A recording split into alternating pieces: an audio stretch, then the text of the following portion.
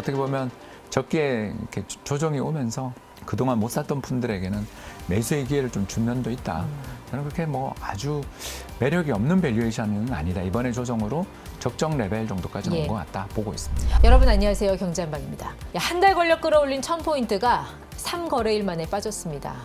코스피가 역대급 폭락을 보였던 어제 수요일 상황입니다. 단순히 돈을 잃었다는 그 안타까움보다 앞으로 어떻게 해야 할지가 더 불안한 그런 상황인 것 같은데 오늘 긴급 진단으로 모셨습니다. 홍춘욱 프리즘 투자자문 대표 함께합니다. 대표님 어서 오세요. 네, 안녕하세요. 네. 미국이 우리나라 공격했습니까? 그거 보면 여의도가 폭격 맞은 줄 알겠어요. 네, 정말 그런 기분이었습니다. 정말 그 투자 세계에 오래 있었는데 9.11 테러 때만큼 당황스러운 어떤 사흘이었다. 이렇게 말씀을 드릴 수밖에 없겠고요. 일단 9.11 테러 때는 이게 상한가가 있었잖아요. 그래서 12%였죠. 그래서 12%였는데 이번에 이제 상한가가 30%니까 더욱더 많이 빠질 수 있는 그런 여력이 되는 상황이었고요. 네. 특히 외국인 투자자들의 이제 매도가 사실 지난주부터 시작되긴 했었는데 우리 국내 투자자들이 적극적인 매수로 받아내며 또 사실 이렇게 조정을 받고 또 올라갈 거라는 그런 낙관에 젖어 있다가 갑작스러운 이란 전쟁 이제 이란에 대한 그 미국과 이스라엘의 공격 덕분에 금융시장이 흔들리고 또 흔들리는 과정에서 호르무즈 해협 봉쇄되면서 기름줄 끊긴다. 이 공포까지 가세하면서부터 사실 진짜 어제는 그렇게 힘들게 매수하던 우리 국내 개미들조차 힘이 빠지는 모습까지 나타나며 12% 하락이라는 충격적인 그런 결과를 받아들었습니다. 트럼프라는 어떤 외부 변수가 방아쇠를 당긴 거고요. 그렇습니다. 그동안 이제 지난주부터 외국인들의 매도세를 잘 받아내던 개인들도 무너지는 그런 수급적인 요인이 같이 겹쳤다. 맞습니다. 특히 신용융자가 좀 30조 이상 많았잖아요. 레버리지 쓴 분들. 그렇습니다. 그래서 돈을 빌려 투자하시는 걸 이제 비투라고 하는데 그 비투가 잘 될 땐 참 문제가 없는데 한 30% 정도 매입 가격에서 빠지게 되는 경우에는 증권사나 금융기관에서 반대 매매라는 걸 하게 됩니다. 즉 모자라는 돈을 채워 넣거나 아니면 우리가 담보로 잡은 주식을 처분하겠다. 이게 반대 매매인데 이제 반대 매매에 대한 공포까지 금융시장에서 그러니까 옆에 있는 투자자가 반대 매매에 당해서 무너질 테니 그럼 내가 먼저 팔아야지. 이런 공포까지도 좀 겹쳤던 것 같습니다. 그 마진콜이 특이했던 게 장중에 추가 증거금 요청이 나왔어요. 그러니까 장중에 마진콜이 나온 경우가 거의 없지 않나요? 보통은 종가 찍고 마진콜을 하지 이거는 장중에 요청하고 시초가에 날리겠다? 그렇습니다. 그러니까 그만큼 개별 종목단에서 연속 하한가나 이런 것들이 출현하게 되니까 아무래도 위험관리 쪽에서 오늘 바로 뭐 예를 들어서 몇 시 장중이지만 반대매매 시행 이제 이런 것들이 있었다고 봐야죠. 그동안 레버리지가 증가하고 있었습니다만 돈을 워낙 많이 빌려서 투자를 하다 보니까 반대 매매를 당했고 그 청산이 같이 이어지면서 연쇄 주가 폭락으로 이어졌다. 그 말씀이신가요? 그렇습니다. 그리고 또 그걸 노린 또 매매들도 좀 있었던 것 같고요. 저희들 생각에는 참 뭐 이제 승량이 때라고 부르는 그런 사람들인데 이제 종목별로 신용융자 잔고의 동향들을 보면서 그 종목들에 대해서 또 집중적인 매도 공세 이런 게 펼쳐지는 것들도 좀 일부 종목에서 관측된 것 같습니다. 다른 나라 주식시장에 비해서 특히 코스피가 많이 빠진 걸 보면 여전히 우리는 이 외부 변수에 취약한 구조 아닌가. 그렇습니다. 둘 다 취약하다. 하나는 수급도 취약했고 두 번째는 수출로 먹고 사는 나라인데 그 공장을 돌려야 될 기름이 없다면 우리 어떡하나. 라는 그런 아주 본능적인 공포, 오일 쇼크에 대한 공포까지 함께 가세를 하니까 이게 참 사실 금융시장에서 쌀 때 사라라는 말 저희들 늘 경구처럼 반복합니다만 이번에 어제 같은 날 싸게 사야 된다라는 말을 내뱉을 그런 기력도 없는 모습들이었다. 그렇게 말씀드릴 수 있겠어요. 대표님도 매수콜 넣으셨나요? 예, 했습니다. 리밸런싱 하셨죠? 그렇죠. 월요일부터 사기 시작해서 어제도 계속 매수하고 오늘도 이제 아침에 이렇게 오를 줄은 모르고 또 매수 주문 넣고 있었는데 오늘 아마 체결은 안 됐을 것 같고요. 일단 저가 매수에 나서야 되는 뭐 이유는 우리나라 경제의 펀더멘탈에 뭐 물론 그 기스 이렇게 손상은 났습니다만 그렇다 하더라도 그냥 3거래일 만에 20% 빠질 정도의 펀더멘탈의 충격이 나올 만한 장은 아닌데 너무 심하다, 과도하다라는 판단을 했기 때문에 저가 매수했습니다. 그런데 대표님, 미국하고 이란 충돌 전후로 디램 스팟 가격에 뭔가 좀 이상 신호가 있어요? 이게 가격 상승폭이 약간 둔화되는 모습이 보이던데. 네, 그렇습니다. 좀 예민하게 봐야 되나요? 그렇습니다. 그러니까 전쟁이 벌어지면서 전 세계 경제가 불황으로 가게 되는 경우에는 어쩔 수 없이 AI 투자가 이루어진다 하더라도 가전제품이라든가 각종 게임기라든가 이런 데 들어가게 되는 디램이나 또는 낸드 플래시 메모리의 수요가 줄어들 수도 있지 않냐라는 네. 그런 의문이 제기될 수 있기 때문에 시장 가격은 사실 외부 환경, 전쟁 등에 굉장히 예민하게 반응하는 면이 있다.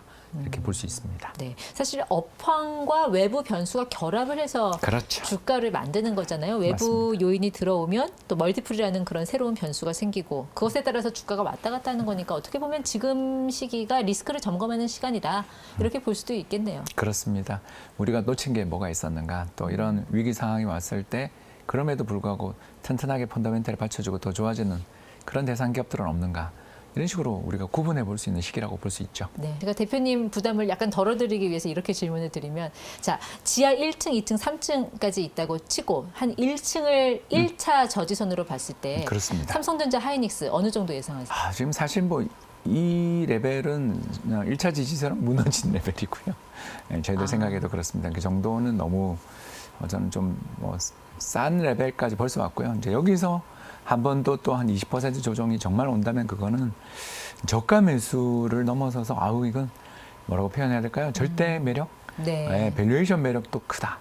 이렇게 볼 수 있는 레벨이 아닐까 생각해 봅니다. 중동 사태가 메모리 반도체 업황에 미치는 영향은 제한적이라고 보시는 그렇죠. 거군요. 네, 저는 이란이 전 세계 원유 생산량의 2023년 기준 통계입니다만 전 세계 원유 생산량의 한 5%밖에 안 되는 나라고, 그 대부분의 물량들이 사실은 또 중국 가는 그런 물량들입니다. 이제 그런 측면에서 그 이란의 어떤 원유 생산 공급 차질 뭐 이런 것들이 전 세계 원자재 시장에 충격적인 파급을 미친다라고 하는 거는 좀 이야기가 안 되는 거고요. 네. 결국 더 나아가서 우리나라 반도체 경기를 좌우하는 건 메타 또는 알파벳, 마이크로소프트, 아마존 같은 전 세계 빅테크 기업들의 인공지능 관련 투자인데, 네. 이쪽 관련된 투자들에 대한 플랜들이 최근에 속속 발표되고 있는데 이 네 회사가 작년에 한 4천억 불 투자했는데 올해 지금 6천억 불 투자 계획들을 발표하고 실제로 실행에 옮기고 있어요. 네. 이런 점들을 감안해 놓고 보면 이 기업들은 일단 돈을 워낙 잘 버는 기업들이고 시장에서 돈도 잘 빌릴 수 있는 기업들이어서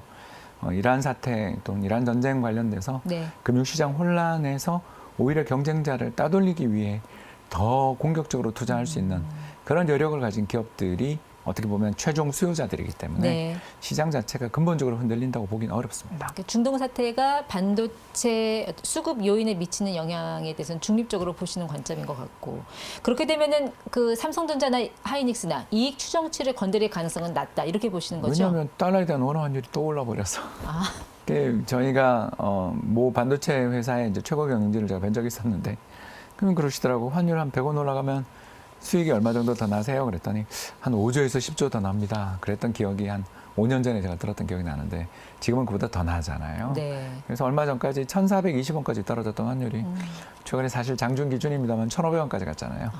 네, 그런 걸 보면 높아져 있는 환율 그리고 AI 반도체 관련 투자들도 늘어나고 있다는 점을 생각하면 네. 이익 전망이 크게 훼손되기는 좀 어렵지 않냐.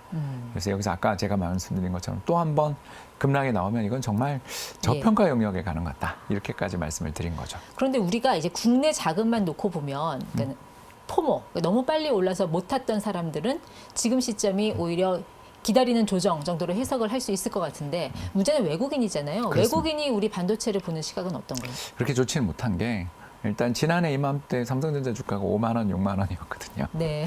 그게 이제 3배 넘게 오르는 상황에서 일단 매도의 욕구를 좀 느낄 수 있다는 게 첫 번째고요. 두 번째가 좀 우리가 운이 조금 없는 게 곧 지금 3월 달에 스페이스X 상장 신고서가 접수된다는 이야기가 있습니다. 그러면 작년 말에 스페이스X의 프리 IPO라고 하는데 직전, 그러니까 상장 직전 투자 금액이 얼마였냐면 8,500억 불 정도로 평가를 받는 투자를. 8,500억 불이요?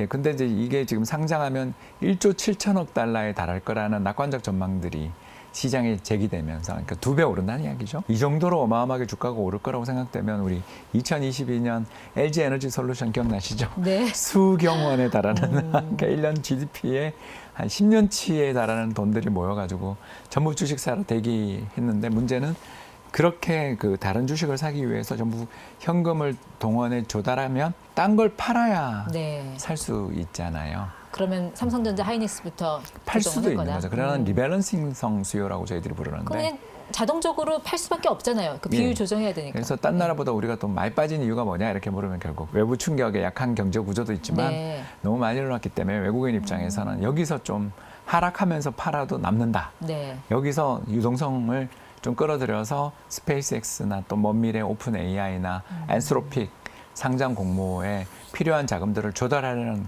그런 목적의 매도들도 좀 섞여 있었던 것 같습니다. 네. 그러면 SK 하이닉스 같은 경우는 이제 밸류에이션 프리미엄 구간에 들어있다가 이번에 약간 조정을 받았는데 그럼에도 불구하고 지금의 그 밸류에이션은 부담스럽지 않다. 예, 왜냐하면 성장주한테 밸류에이션을 그렇게 박하게 매기는 거는 저는 좀 이해가 안 되는 게 우리가 아까도 잠깐 이야기했습니다만 뭐 올해 전 세계 4대 그 거대 AI 투자 기업들이 한 6천억 불 그러는데 내년 계획은 다 1조 달러 부르고 있거든요. 네. 그러면 그 관련돼 있는 고대역폭 메모리, HBM을 비롯한 이런 아주 고사양 수요의 메모리 제품에 대한 수요가 올해도 굉장히 크게 늘지만 내년까지도 이어진다고 보면 그렇게 그게 PER 밸류라는 것을 역사적인 과거 잣대만 갖고 이렇게 이야기하기는 하면서 너무 비싸다 이렇게 말하기는 좀 어려운 여건이었는데 네. 또 어떻게 보면 적게 이렇게 조정이 오면서 그동안 못 샀던 분들에게는 매수의 기회를 좀 준 면도 있다. 저는 그렇게 뭐 아주 매력이 없는 밸류에이션은 아니다. 이번에 조정으로 적정 레벨 정도까지는 예. 온 것 같다 보고 있습니다. 결국 관건은 지금 우리 시장이 중동 사태라는 매크로 이슈를 시간적으로 소화할 것이냐 아니면 폭으로 소화할 것이냐. 근데 폭이었죠. 그러니까요. 예, 네. 좀 시간을 두고 천천히 시장이 뭐 예를 들어서 6,000선은 뭐 무너지는 것 정도까지는 어떻게 해볼 수 없다 치더라도 사실 한 5,800, 5,500선 정도가 저는 1차 지지선이 될 거라고 생각했었는데 네. 그냥 그 희망들을 순식간에 깨버리는 거 보면서 레버리지 투자가 우리가 너무 많았구나. 그 반대 매매가 되게 많고 또 그에 대한 공포가 크구나. 그러니까 심리적으로 좀 약했구나. 네. 이런 생각들을 하게 되는 거고요. 또 반대로 오늘 장에서의 급반등에서 나타나는 것처럼 시장의 힘은 살아있는 상황이고 더 나아가 대외 변수에 대한 극단적 공포가 조금 집중적으로 반영됐다가 사실 뭐 나쁜 건 사실이지만 이 정도 레벨 주가까지 빠지고 나니까 여기서 더 빠져야 되나 네. 사볼만 하다 이런 생각을 가지신 분들이 또 시장에 존재하고 네. 그러다 보니 반등이 성공하고 그런 것 같습니다. 지금이 저점이냐를 판단할 수 있는 가장 중요한 변수는 결국 이 전쟁이 단기전으로 갈 것이냐 장기적으로 갈 것이냐가 수급 변동성에 있어서는 가장 큰 변수가 되지 않을까 싶은데 단기전으로 갈까요? 어떻게 보세요? 일단 뭐 단기전이 될 거라는 희망은 꺾이었으니까 20% 조정받은 거죠.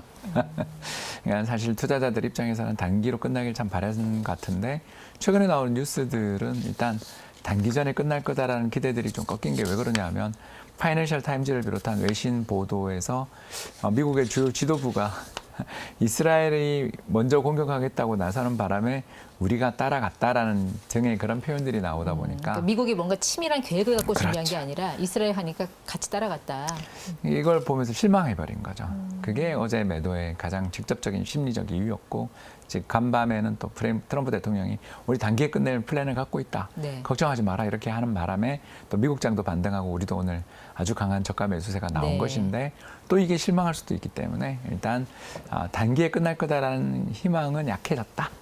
이런 정도는 말씀을 드려야 될 것 같습니다. 게다가 하메네이 사망 후에 차기 지도자가 누가 될 것이냐에 더 센 분이 오셨잖아요. 그렇습니다. 이렇게 되면은 트럼프로서도 뭔가 스텝이 꼬인 게 아닌가. 또 이제 그 사람을 이제 제거하는 방향으로도 갈 텐데 아버지 사망 후에 또 깊게 숨을 텐데 과연 그렇게까지 정말 그 휴민트가 됐던 AI가 됐던 아니면 위상 정보가 됐던 네. 여러 가지 정보를 가지고 그렇게 속속들이 이란의 최고 지도부들의 거취를 모조리 다 잘 파악하고 또 거기에 대해서 적기에 타이밍 맞춰 공격할 수 있는 네. 그런 능력들을 갖추고 있는지에 대해서 또 검증을 또 받아야 되는 상황이라고 볼 수 있겠죠. 하메네이 아들이잖아요. 그렇습니다. 지난 1월 대규모 반정부 시위 때 주도했다. 대규모 학살을 주도했던 예, 그 공화국 혁명수비대라고 불리는 그 세력을 사실상 지도하고 있는 리더입니다.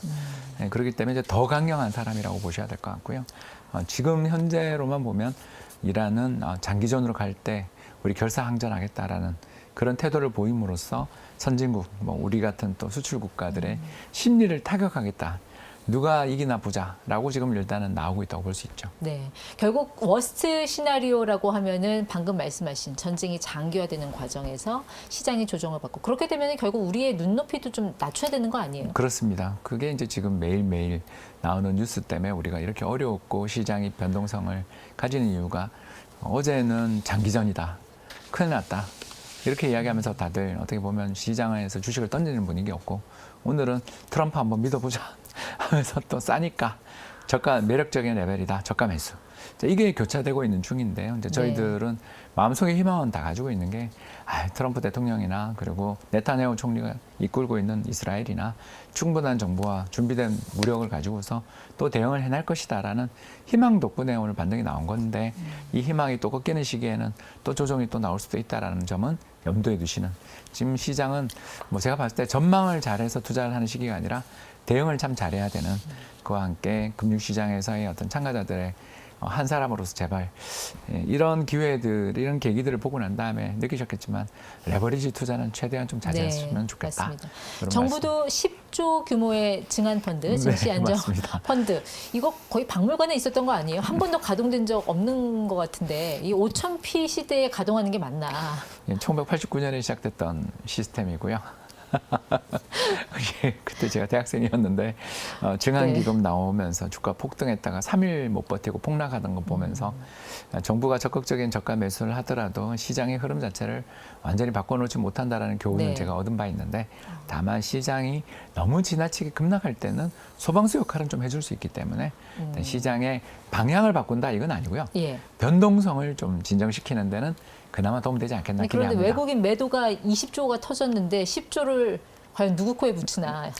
그래도 안 하는 것보다 낫지 않냐. 그리고 또 더 나가서 안타까운 게 이제 지난해 연말 통계만 보면 국민연금이 국내 주식 비중이 20%가 넘어서 사실상 그 한도가 차 있어서 리밸런싱, 그 작년에 국민연금이 미리미리 한국 국내 주식을 조금만 리밸런싱 해놨다면 이번 기회에 국민연금이 하루에 1조도 충분히 살 수 있는 실탄을 가지는 그런 매수 세력이 될 수 있었을 텐데 국민연금이 지금 매수 여력이 없다라는 게 참 안타까운 부분이기도 합니다. 되게 매물이 매물을 부르는 상황이어서 불안감을 고쳐야 하는 거는 맞는데 뭐 코로나 때, 금융위기 때 그 버블 붕괴될 때도 가동 안 하던 증한 펀드를 지금 할 수 있을까 하는 뭐 생각은 듭니다. 어쨌든 지금 펀더멘털로 떨어지는 게 아니라 심리로 떨어지는 거라면 물론 그런 대책에서 오는 심리적인 안정감 정도는 기대할 수 있겠네요. 그렇습니다. 뭐 추세의 방향 이런 것들은 반도체 경기와 이란 전쟁의 향배에 달려 있습니다만 당장 시장에서 심리적으로 다 도망가고